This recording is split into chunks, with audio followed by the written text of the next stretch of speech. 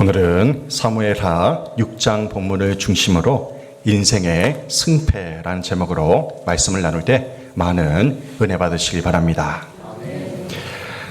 요즘 유행하는 드라마 중에 폭삭 소가수다라는 드라마가 있습니다. 40대 이상 분들은 꼭 보시기를 권유합니다. 드라마 속의 인물들의 삶의 마디마디마다 공감과 감동이 묻어나는 드라마입니다. 주인공으로 나오는 남녀가요 18살에 결혼을 해가지고 50년 동안 함께 희로애락을 누리며 살아왔습니다. 그러다가 남편을 먼저 보내고 아내가 느그마기 이제 시집을 내게 돼요. 그 시집의 맨 마지막 문장이 바로 폭삭 소가수다라는 말입니다. 이 폭삭 소가수다 이 말이 무슨 의미냐면요, 폭망했다거나 완전히 속았다는 그런 의미가 아니라 매우 수고하셨습니다, 그런 의미예요. 정말 고생 많으셨습니다 라는 제주도 방언입니다. 그래서 제주도에 사는 제주도 출신의 목사님에게 이 폭삭 소가수다를 제주도 사람들이 어떻게 발음하냐고 물어봤어요. 그때 이렇게 발음하더라고요. 폭삭 소가수다, 그렇게 한대요. 우리 또한 지나온 인생을 돌아보면 모든 것이 하나님의 은혜였습니다. 특히 함께 신앙생활하는 믿음의 지체들이 얼마나 소중한지 모릅니다. 그런 의미에서 옆에 계신 믿음의 지체들과 이렇게 인사하겠습니다. 폭삭 소가수다. 매우 수고하셨습니다. 서로의 모습만 봐도 얼마나 수고한 인생을 살았는지 우리는 다 알 수 있습니다. 인간은 누구나 약합니다. 겉으로 보기에 센 척하는 사람일수록 더더욱 약하다는 것을 알 수가 있어요. 이 폭삭 소가수다 드라마에 부상길 역할을 맡은 가장이 나오는데요, 말끝마다 이 사람이 뭐라고 하냐면 학시 막 하면서 막 욕을 해요. 그렇게 큰 소리 치면서 가족을 겁박하는데요, 이제 늙음하기 노년이 되자 아내도 떠나버리고 자식들도 다 그 가장의 곁을 떠나버립니다.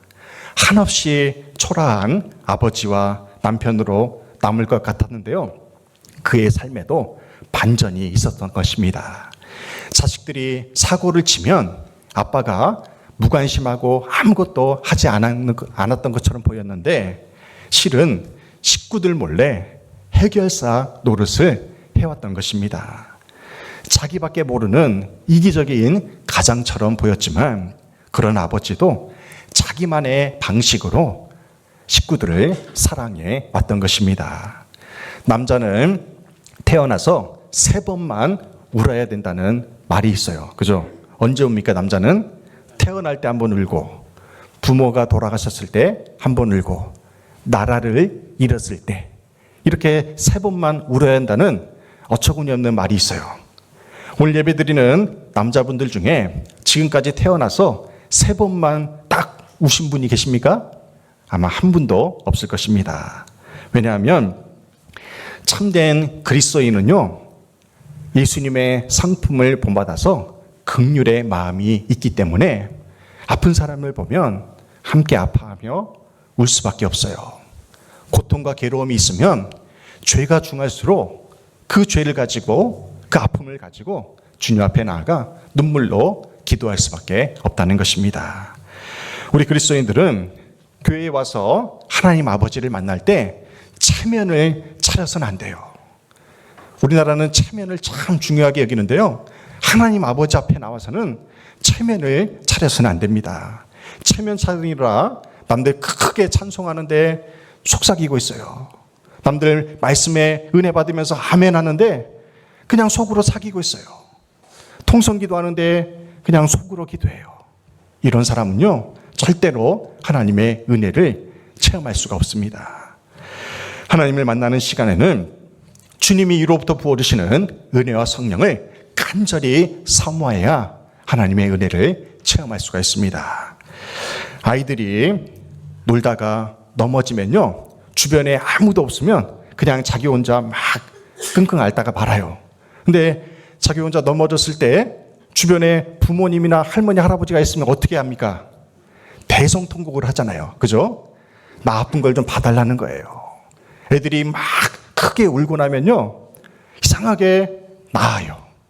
그리고 그날 밤 잠을 잘 잡니다. 마찬가지로 우리가 하나님 아버지께 나와서 한 주간의 삶을 회개하면서 울어야 됩니다. 또한 아프고 힘든 것을 하나님 아버지께 고함으로 우리는 눈물로 고백을 해야 됩니다. 그럴 때 하나님 아버지께서 우리를 안아주시면서 괜찮다, 잘 될 거야 위로해 주실 줄로 믿습니다.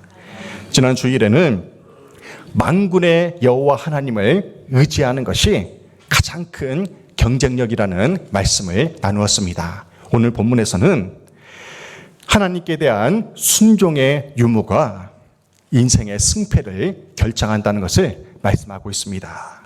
오늘 본문의 중심에 법궤가 있습니다. 법궤. 이 법궤를 다른 말로 언약궤라고 해요. 언약궤. 왼쪽에 있는 것이 언약궤의 모형인데요. 위쪽에 상판에 있는 그 구룹이라고 하는 천사가 날개를 펴고 그 아래에 있는 속죄소를 바라보면서 찬송을 하고 있어요. 이 법궤 안에, 언약궤 안에는 세 가지의 성물이 들어있습니다. 오른편에 보는 것처럼 십계명 두 돌판과 그리고 아론의 쌍난지팡이 그리고 만나 항아리가 담겨져 있습니다. 모세 때부터 다윗에 이르기까지 이 법궤를 이스라엘 백성들이 소중하게 여긴 이유가 무엇일까요? 법궤가요, 하나님의 임재의 상징이기 때문에 그래요. 그리고 하나님과의 언약의 상징이기 때문에 이 법궤를 소중히 여겨왔던 것입니다. 이 법궤 안에는 하나님이 친수로 새겨주신 십계명 두 돌판이 담겨져 있어요. 하나님의 말씀이 있기 때문에 그곳에 하나님이 임재하시는 것입니다. 이스라엘이 광야 시절에 맨 선두에 앞장서서 나아갔던 것이 바로 이 법궤였어요. 법궤를 메고 나아가면 이스라엘 백성들이 행진을 하고 법궤가 멈춰서면 이스라엘 백성들도 행진을 멈췄던 것입니다. 구약 시대에 하나님께서 이 법궤에 임재하셨다면 오늘날 우리의 삶 가운데는 하나님이 말씀이 있는 곳에 임재하신다는 사실을 기억하시길 바랍니다. 오늘 예배드리며 말씀이 선포되는 이 시간 하나님께서 임재하신다는 사실을 믿으시기 바랍니다. 또한 여러분이 가정에서나 삶의 자리에서 말씀을 읽는 자리에, 말씀을 듣는 자리에, 말씀을 필사하는 자리에 하나님이 임재하신다는 사실을 믿으시기 바랍니다. 이 법궤의 이동 경로를 알면요, 다윗이 법궤를 통해서 인생의 승패를 어떻게 경험했는가를 알 수가 있습니다. 먼저 경로를 보시면요, 시내산에서 모세의 주도하에 법궤가 처음으로 이제 만들어지게 됩니다. 시내산에서 하나님의 말씀을 받고 거기서부터 이제 법궤가 만들어져요. 이때가 주전 1446년경이에요. 주님 오시기 1446년경에 이 법궤가 만들어집니다. 그러고 나서 이제 이후 40년간의 광야 생활 동안 이 법궤가 함께해요. 그리고 나서 가나안 정복 전쟁을 치르는 동안에 이스라엘의 본진인 길갈에 이 법궤가 안치되게 됩니다. 그러고 나서 7년간의 정복 전쟁이 끝난 후에 이스라엘 12지파에게 땅을 분배하는 동안 이 법궤를 실로로 옮겨요. 실로. 이후 법궤가요, 사사시대의 만렙인 엘리 제사장 때까지 무려 300년 이상을 실로의 회막에 안치되어 있었던 것입니다. 그러다가 이제 문제가 생기는데요. 엘리 제사장의 두 아들인 홈니와 비느하스가 블레셋과 전쟁을 치를 때에 법궤를 앞세워서 전쟁을 하면 승리할 것이라고 여기고 법궤를 들고 전쟁에 나가요. 그러다가 어떻게 됩니까? 블레셋에게 법궤를 빼앗기고 맙니다. 그 일로 인해서 홈리와 비나스가 죽임을 당합니다. 그 일로 인해서 홈리와 비나스의 아버지인 엘리 제사장이 충격을 받아서 의자에서 떨어져 목이 꺾여 죽고 마는 그러한 비극이 일어나게 돼요. 그렇게 해서 이 법궤가요 블레셋 땅으로 옮겨지게 돼요. 그래서 아벡, 아스돗, 가드, 에구론 이렇게 법궤가 옮겨가게 되어 있는데요. 이 법궤가 계속해서 옮겨가게 된 이유가 있어요. 이 블레셋이 법궤를 자신의 다곤 신전에 이 법궤를 안치해 놓습니다. 성물이니까 자신들의 신을 모시는 신전에다가 다곤 신전에다가 법궤를 모셔놓는데요. 어떻게 되냐면 그들이 섬기는 다곤 신상이 목이 잘려요.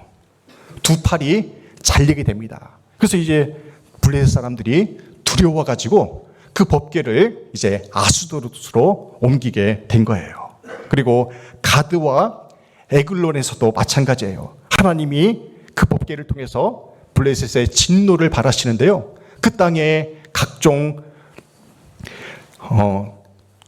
종기가 독한 종기가 백성들 사이에 퍼지게 만들어요. 그리고 고통으로 인해서 이제 7개월 만에 그 법궤를 블레셋이 다시 이스라엘로 돌려보내게 된 것입니다. 그래서 이제 우리가 잘 아는 블레셋이 소 2마리에 그 법궤를 끌고 벳세메스로 옮기게 되는 것입니다. 그래서 이스라엘 진영으로 다시 그 법궤가 돌아오게 된 것입니다. 근데 문제가 또 생겨요. 이 벳세메스 사람들이요, 법궤가 오자 너무도 신기하고 좋아가지고 그 법궤 안을 들여다본 거예요. 그 속죄소를 들여다본 거예요. 그러므로 해서 하나님이 또 진노하셔가지고 70명이 그 자리에서 죽게 됩니다. 백성들이 두려워하겠죠.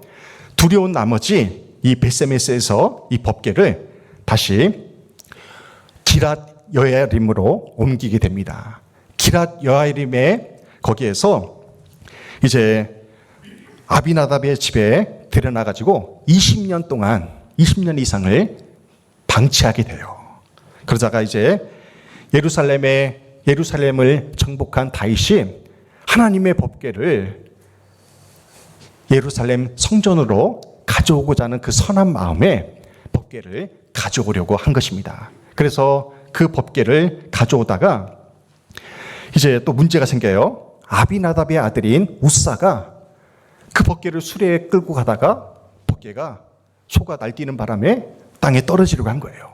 그 우사가 그 법궤를 만지는 바람에 그 자리에서 즉사하고 맙니다. 다윗을 비롯한 그곳에 있던 수만 명의 사람들이 그 모습을 보고 또 두려워해요. 다윗이 선한 마음에 법궤를 예루살렘 성전으로 옮겨오려고 했는데 다시 사람이 죽게 되자 두려운 마음에 그 옮겨오는 것을 멈추게 되고 그것을 오벳 에돔의 집으로 옮겨놔요. 그런데 또 희한한 일이 벌어지는데요. 오벳 에돔의 집에 3개월 동안 법궤가 있는 동안 그 오벳 에돔과 그의 온 집안이 복을 받게 됩니다.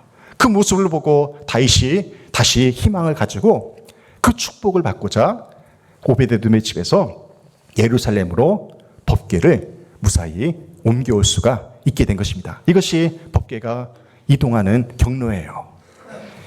법궤가 시내산에서부터 예루살렘에까지 이르기까지 무려 433년 정도가 걸렸다는 것을 알 수가 있습니다. 지도를 보시면 이래요.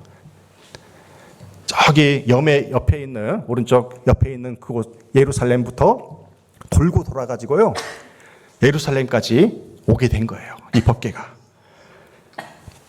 블레셋 땅까지 이방 나라에까지 법궤를 빼앗겼다가 다시 이렇게 찾아온 것입니다. 오늘은 하나님의 법궤가 오벳 에돔의 집에서 예루살렘으로 오는 그 마지막 여정을 살펴보면서 은혜를 나누고자 합니다. 이 하나님의 임재와 언약의 상징인 이 법궤가 사무엘상 4장 부분에서 블레셋에게 법궤를 빼앗기게 됩니다. 그래서 여차여차해서 오늘 사무엘 후서 6장에 이르기까지 이제 다윗이 그 법궤를 예루살렘 성으로 옮겨오고자 하는 그 내용이 오늘 본문의 중심 내용입니다. 다윗은 순수한 마음에 하나님의 법궤를 예루살렘 성전으로 가져오고자 했어요. 최선을 다해가지고요 3만 명의 찬양대원까지도 모았어요. 그래서 법궤가 한 걸음 한 걸음 옮길 때마다 찬송을 부르면서 나아가고자 했던 것입니다. 그런데 낙원의 다장마당에 이르렀을 때 큰 일이 벌어지고 맙니다. 갑자기요 소가 날뛰더니 수레가 쓰러지는 거예요. 그러면서 법궤가 땅에 떨어지는 그 광경이 펼쳐지는 것입니다. 수레를 몰던 웃사라는 사람이 그 법궤를 붙잡기 위해서 자기도 모르게 그 법궤를 안아버린 거예요. 여러분들 좋은 일이잖아요, 그죠? 하나님의 법궤가 땅에 떨어지는 것을, 파괴되는 것을 막으려고 웃사가 그 법궤를 붙잡았는데, 웃사가 그 법궤를 붙잡는 순간 그 즉시 죽고 만 것입니다. 얼마나 두려운 일이 일어났습니까? 그곳에 있던 다윗뿐만 아니라 3만 명의 백성들이 다 두려워 떨게 된 것입니다. 다윗은 선한 마음으로 이 법궤를 옮기려고 했는데 불의의 사고가 나자 실망하여 그곳을 이렇게 부릅니다. 사무엘하 6장 8절에서 이렇게 말씀해요. 여호와께서 웃사를 치심으로 다윗이 분하여 그곳을 베레스 웃사라 부르니. 아멘. 이 베레스 웃사라는 말이 웃사를 치셨다라는 뜻입니다. 하나님을 위하여 위대한 일을 시도했는데도 불상사가 일어나자 다윗이 분개한 거예요. 실망한 것입니다. 그리고 이제 그 분노가 두려움이 되어서요 법궤를 옮기는 것을 포기하고 가드 사람 오벳 에돔의 집으로 그 법궤를 옮겨 놓습니다. 그런데 3개월 후에 반전이 일어나요. 반전이. 다윗에게 두려움이었던 그 법궤가 오벳 에돔의 집에 있는 동안 축복과 형통의 통로가 되었다는 것입니다. 그때서야 다윗은 하나님께 전심으로 회개하고 오벳 에돔의 집에 있는 그 법궤를 다시 예루살렘으로 옮겨오고자 하는 결단을 내립니다. 초상집과 같았던 다윗의 일생에 다시 회복과 부흥과 축복이 일어나는 순간이 임하게 된 것이죠. 오늘 본문이 기록된 사무엘하 6장 1절로 15절까지의 말씀에 보면요 천국과 지옥을 오가는 다윗의 모습을 볼 수가 있습니다. 다윗은 오랫동안 방치되어 있던 하나님의 법궤를 예루살렘으로 옮겨오려다가 실패를 하고 말았어요. 그러나 얼마 후에 자신의 실수를 깨닫고 무사히 법궤를 옮겨올 수가 있었습니다. 다윗의 실패의 원인은요 대단히 큰 게 아니었어요. 다윗은 작은 실수를 고쳐서 법궤를 옮겨오는데 성공할 수가 있었습니다. 우리의 삶에도 작은 것으로 인해서 승패가 달라진다는 것을 경험하고 있습니다. 어떤 사람은요 작은 것으로 인해서 엄청난 축복과 승리를 경험하기도 합니다. 그런데 어떤 사람은 작은 실수로 인해서 실패한 인생이 되기도 한다는 것입니다. 우리의 인생이 달라지는 것은 엄청나게 큰 것에 있지 않아요. 작은 것 하나로 승리할 수도 있고 그 작은 것 하나로 실패할 수도 있다는 것을 우리는 기억해야 됩니다. 아담과 하와가 금단의 열매인 선악과에 손을 댔어요. 자기들 딴에는 아무것도 아닌 거라고 생각을 했어요. 하지만 그 선악과를 먹음으로 인해서 어떠한 재앙이 이 땅 가운데 임하게 됩니까? 그 후로 태어나는 모든 후손들이 원죄를 안고 태어나는 그 저주가 임하게 된 것입니다. 이렇게 작은 실수 하나가 나와 내 가정과 내 후손들에게까지 큰 영향력을 끼친다는 것을 우리는 경각심을 갖고 기억해야 됩니다. 그럼 우리는 하나님의 선하시고 온전하시고 기뻐하신 뜻이 무엇인지를 분별할 수 있는 지혜가 필요합니다. 베레스 웃사, 하나님이 치셨다라는 이 비극의 단초는 다윗이 제공을 했어요. 법궤를 예루살렘으로 옮겨오는 그 축복 축제의 시간을 초상집으로 만든 다윗의 작은 실수들을 세 가지로 살펴보고자 합니다. 첫째로 다윗은요, 규례를 지키지 않았습니다. 말씀대로 행하지 않았다는 거예요. 민수기 4장 15절에서 이렇게 말씀해요. 진영을 떠날 때에 아론과 그의 아들들이 성소와 성소의 모든 기구 덮는 일을 마치거든 고아 자손들이 와서 매일 것이니라. 그러나 성물은 만지지 말라. 그들이 죽으리라. 회막 물건 중에서 이것들은 고아 자손이 매일 것이며. 아멘. 하나님의 법궤를 어떻게 이동하라고 명하고 있습니까? 이거 하나님의 명령이거든요. 고리에 고리에 채를 꿰어가지고, 장대를 꿰어가지고 고아 자손의 어깨에 매어서 이동하라고 말씀하고 있어요.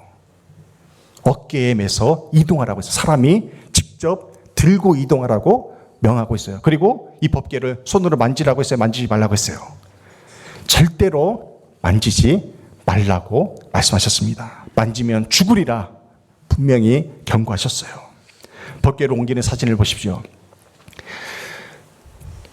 고아 자손들이 법궤를 어깨에 메고 사람들이 직접 이동을 해야 했어요. 그런데 지금 다윗이 어떻게 했어요? 소의 수레를 만들어 가지고 소가 법궤를 끌고 가게 했다는 것입니다. 하나님의 말씀을 지켰습니까? 안 지켰습니까? 말씀대로 하지 않았어요. 그래서 다윗이 생각했던 것과 다르게 잔치집이 초상집이 되고 만 것입니다. 이 작은 것을 지키지 않은 다윗의 실수로 인해서 잔치집이 한순간에 초상집으로 바뀌고 만 거예요. 물론 오랫동안 방치되어 있던 그 법궤를 예루살렘 성전 안으로 모셔온다는 것은 얼마나 선한 마음입니까? 그렇다면 더더욱 다윗은 하나님의 말씀대로 그 법궤를 옮겨와야 했다는 것이죠.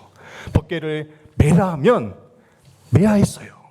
손대지 말라고 하면 손대지 말아야 했다는 것입니다. 그런데 다윗은요, 매라고 했는데 수레에 싣고 갔어요.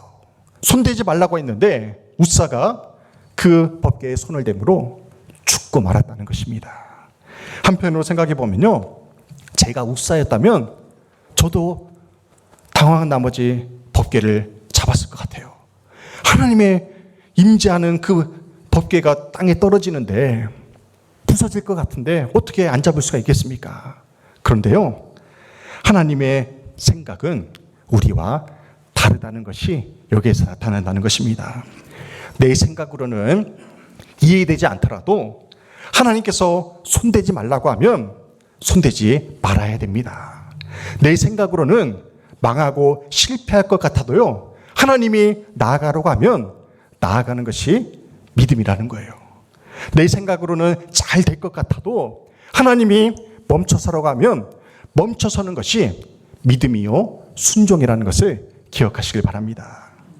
두 번째로 다윗은요, 자기 열심이 하나님보다 앞섰기 때문에 실패했습니다. 내 생각보다, 하나님의 생각보다 내 생각이 앞서면 우리는 실패한 인생이 되고 맙니다. 다윗과 웃사 둘 다를 보십시오. 하나님의 뜻이 아닌 자기의 생각이 앞섰기 때문에 하나님의 거룩함을 훼손하고 말았습니다. 열심과 열정이 무조건 승리를 가져다 두는 것은 아니라는 것을 알 수 있어요. 열정과 열심이 하나님의 기쁨이 아닐 수도 있다는 것입니다. 다윗은 자기 나름대로 최선을 다했어요. 3만 명의 찬양대원을 모았어요. 그 법궤를 옮겨오는 과정에서 찬송을 부르며 오기 위해서, 또한 멋진 수레까지도 튼튼하게 만들어서 자기 나름대로 열심을 다했습니다. 하지만 자기 열정에 취한 나머지 하나님의 뜻이 아닌 자기 생각과 자기 판단이 앞서고 말았던 것입니다. 여러분들, 사울왕이 왜 망했습니까?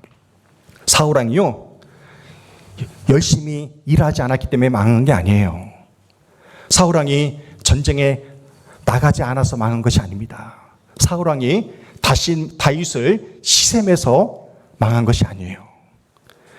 그 당시에 전쟁에 나가려면 제사를 드려야 했습니다. 제사를 드리고 하나님께 예배를 드리고 전쟁에 나가면 하나님이 승리케 해주셨어요. 그래서 제사를 드려야 되는데 지금 당장 제사에 전쟁에 나가야 되는데 7일이 됐는데도 제사장이 안 오는 거예요. 제사장이 있어야 예배를 드리는데 제사장이 오지를 않는 거예요. 그래서 사울왕이 교만한 마음에 자기가 직접 7일째 되는 날 제사를 집례한 것입니다. 사울은 제사장의 역할을 침범하는 죄를 범하고 말았던 거예요. 이것을 계기로 하나님의 영이 사울왕에서 떠나고 만 것입니다. 또한 아말렉과의 전쟁에서 하나님께서는 뭐라고 말씀하셨냐면 전부 다 전리품을 모두 다 사람이건 전리품이건 다 진멸하라고 했어요. 하나도 남김없이 다 없애라고 했어요. 근데 사울왕이 아말렉과의 전쟁에서 승리하고 나서 마음에 욕심이 생겼어요. 저것은 금 같은 것 중귀한데 저 사람은 살려두면 우리에게 이로울 것 같은데 자기 생각에 자기 속에 오른 대로 전리품을 남겨뒀어요. 하나님의 명령을 어긴 것이죠. 자기 생각에 더 합리적이고 더 유익할 것이라는 판단하에 자기중심적인 신앙생활을 했던 것입니다. 이것은 굉장히 위험한 행동이에요. 사울처럼 여러분 생각에 옳은 대로 예배를 드려서는 안 돼요. 자기중심적으로 신앙생활을 하면 하나님의 영이 떠나고 맙니다. 우리의 열심과 열정이 하나님보다 앞서서는 절대로 안 됩니다.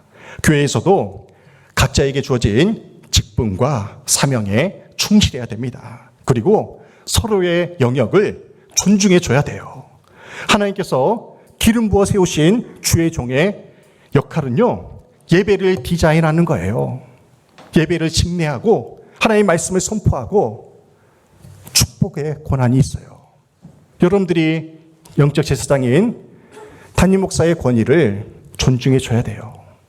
여러분들이 예배에 관여해서는 안 된다는 것입니다. 만약에 여러분이 이 영역을 침범한다면 사울왕과 같은 죄를 범하고 마는 거예요. 교인들은 당회의 권위를 존중해 줘야 돼요. 구역원들은 구역장의 권위를 존중해 줘야 되고요. 신도의 회원들은 신도의 임원들의 권위를 존중해 줘야 됩니다. 그래야 주님의 몸된 교회가 하나님이 세우신 질서 안에서 평안하게 부흥 성장할 수가 있는 것입니다. 다윗의 세 번째 문제는요, 문제의 원인을 회피했다는 것입니다. 다윗은 선한 의도로 법궤를 예루살렘으로 옮기려 했지만 우사가 죽게 되자 두려운 마음에 멈추고 말았어요. 우리 또한 하나님의 일을 하다가 괜히 남에게 싫은 소리 들으면 어떤 마음이 듭니까? 그냥 때려치고 싶어요. 내가 왜 다른 사람에게 싫은 소리 들으면서까지 이 일을 해야 되는가 하고 때려치고 싶은 마음이 있어요. 그래서 어떤 사람은요, 교회를 떠나기도 합니다. 어떤 사람은 모든 것을 내려놓고 그냥 예배만 드리는 사람도 있어요. 다윗의 문제는요, 실패의 원인을 찾으려 하지 않고 그 자리에서 주저앉고 말았다는 것입니다. 우사의 죽음으로 두려웠겠지만 다윗은 분노하며 포기할 것이 아니라 문제의 원인을 살피고 수정했어야 했습니다. 바둑 기사들이 하는 행동이 있어요. 바둑 기사들은 한 번 두고 난 그 바둑의 판국을 비평하기 위해서 반드시 복기라는 것을 합니다. 복기가 무엇입니까? 그대로 다시 더 보는 거예요. 유명한 이창호 구단이 이런 말을 했습니다. 공감이 돼요. 승리한 대국의 복기는 이기는 습관을 만들어주고 패배한 대국의 복기는 이기는 준비를 만들어준다. 공감이 되지 않습니까? 승리할 때든 실패할 때든 복기, 되돌아보는 것이 중요하다는 것입니다. 우리가 겪은 그 실패의 원인들을 복기해야 됩니다. 지금 겪고 있는 문제의 원인이 무엇인지를 깨달아야 돼요. 그래야 같은 실수를 반복하지 않으면서 그 실패를 통해서 더 큰 승리의 기쁨을 맛볼 수가 있습니다. 다윗의 실수 세 가지를 정리합니다. 다윗은 규례를 지키지 않았어요. 그리고 자기 열심히 앞섰고요. 문제의 원인을 회피했습니다. 다윗과 같은 실패를 겪지 않으면 어떻게 됩니까? 다윗과 반대로 하면 돼요. 우리는 하나님의 말씀을, 규례를 지켜야 합니다. 그리고 하나님보다 앞서지 말아야 돼요. 그리고 문제의 원인을 파악하여 수정해야 됩니다. 그리하면 우리의 삶에 하나님이 주시는 역전의 은혜를 체험할 수가 있습니다. 하나님께서는 다윗이 실수하여 주저앉고 두려워하여 떨고 있을 때 진명교사를 통해서 축복의 길을 보여주십니다. 사무엘하 6장 11절입니다. 함께 봉독하겠습니다. 여호와의 교회가 가드 사람 오벳 에돔의 집에 석 달을 있었는데 여호와께서 오벳 에돔과 그의 온 집에 복을 주시니라. 아멘. 여호와의 복궤가 오벳 에돔의 집에 3개월 동안 있었는데요. 놀라운 일이 벌어집니다. 많은 사람들의 관심이 이제 오벳 에돔의 집에 집중이 되겠죠. 왜요? 하나님의 임재의 상징인 법궤가 그의 집에 있으니까 많은 사람들이 지켜봐요. 하루 이틀 3일 한 달 두 달 세 달 동안 지켜보니까요. 놀라운 일이 벌어진 거예요. 오벳 에돔의 집과 그의 온 집안 식구들이 하나님의 엄청난 축복을 받은 것이 소문이 납니다. 그 이야기가 다윗의 귀까지 들려가요. 그래서 다윗이 쫓아와가지고요. 마음을 고쳐먹고 그 법궤를 다시 예루살렘 성으로 옮겨고자 하는 결단을 내리게 됩니다. 그렇다면 오벳 에돔의 집이 왜 하나님께 엄청난 축복을 받았을까요? 구체적인 내용이 없어요. 그런데요, 다윗과 반대로 생각하면 그 축복의 원인을 알 수 있어요. 오벳 에돔은요, 규례를 지켰어요. 하나님 말씀에 순종했어요. 그리고 하나님보다 앞서지 않았어요. 자기 생각을 내려놓고 하나님의 뜻에 온전히 순종했습니다. 그리고 문제의 원인을 회피하지 않았다는 것입니다. 그래서 하나님께서 법궤를 모시고 있는 오벳 에돔과 그의 온 집에 복을 내려주신 것입니다. 할렐루야. 오늘 우리가 오벳 에돔의 그 신앙의 길을 걷기를 간절히 소망합니다. 오벳 에돔처럼 하나님의 말씀이 살아 역사하는 가정이 복된 가정입니다. 여러분 집에서 말씀을 읽으십시오. 집에서 찬송이 흘러넘치게 하십시오. 집에서 기도의 골방을 만들어서 기도 소리가 끊이지 않게 하십시오. 그럴 때 여러분의 집안이 오벳 에돔의 집안처럼 복을 받게 됩니다. 다윗은 오벳 에돔의 복받은 소식을 듣고서 여호와의 법궤가 있고 없음이 문제가 아니라는 것을 깨닫게 돼요. 다윗의 문제는요, 말씀을 대하는 태도에 있었던 것입니다. 그 후로 다윗은 말씀에 순종해서 규례를 지키게 됩니다. 사무엘하 6장 13절로 15절 말씀입니다. 여호와의 궤를 맨 사람들이 6걸음을 가매 다윗이 소와 살찐 송아지로 제사를 드리고 다윗이 여호와 앞에서 힘을 다하여 춤을 추는데 그때 다윗이 베옷을 입었더라. 다윗과 온 이스라엘 족속이 즐거이 환호하며 나팔을 불고 여호와의 궤를 메어 오니라. 아멘. 불과 3개월 전에는요, 다윗이 법궤를 수레로 옮겼잖아요. 그런데 이제는 규례대로 어떻게 했습니까? 사람들이 여호와의 궤를 메고 옮기게 했습니다. 그리고 다윗과 온 이스라엘 백성들이 하나님을 찬양하며 예루살렘을 향해 나아갔어요. 우리 또한 하는 일이 잘 안 되고 여기저기 아프고 가정에 문제가 끊이지 않는다면 순종을 점검해 봐야 됩니다. 우리는 온전하지 못해요. 아둔하고 미련해서 문제를 문제로 인식하지 못할 때가 많이 있습니다. 하지만 그 작은 실수와 문제 앞에서 원망하지 않고 오히려 주님 앞에 나아가 바짝 엎드릴 때 주님이 우리를 회복시켜 주십니다. 이스라엘 백성들을 보십시오. 여리고성을 매일 한 바퀴씩 돌다가 7일째 되는 날 7바퀴 돌라고 했어요. 그러자 어떻게 됐습니까? 여리고성이 와르르 무너졌어요. 그 초롱성과 같은 견고한 난공불락의 요새가 무너질 수 있었던 원동력이 무엇입니까? 말씀에 순종했기 때문에 그래요. 7바퀴 돌라고 했을 때 7바퀴를 다 돌았기 때문에 그 성이 무너질 수가 있었던 것입니다. 결국 우리가 하나님의 은혜로 승리하는 비결은 단순해요.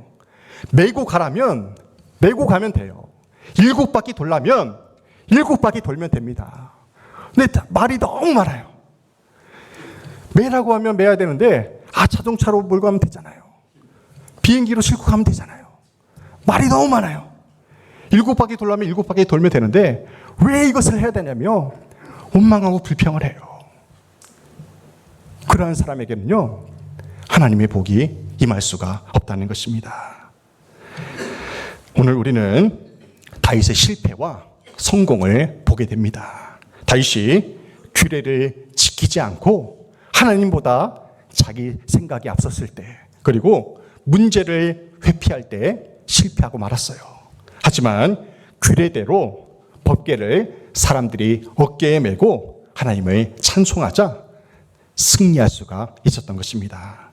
하나님의 말씀에 온전히 순종하여서 다윗과 오베데돔이 받은 그 축복을 온전히 누리며 살아가는 저와 여러분 되시기를 주님의 이름으로 축원합니다.